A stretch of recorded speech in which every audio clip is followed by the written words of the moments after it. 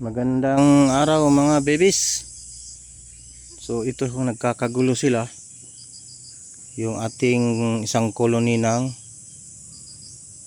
munggo-munggo or stingless bee. Cute. Tingnan natin kung bakit nagkakagulo yung box number 7. Yan, medyo madilim. Nagkakagulo sila, oh. Nagliliparan. So buksan natin yung box. So ayan, medyo marami na yung brood. So magpapalit tayo ng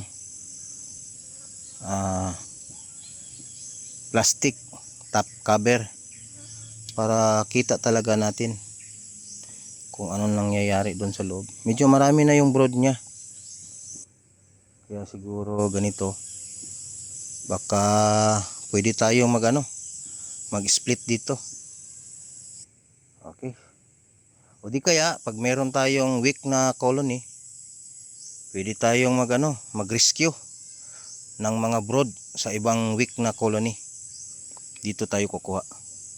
Okay, ganun lang po ang gagawin nyo pag merong dapat medyo marami-rami yung alaga nyo para meron kayong pang rescue kung sakasakaling merong colony na mag-weak dyan sa area nyo, meron kayong pang rescue.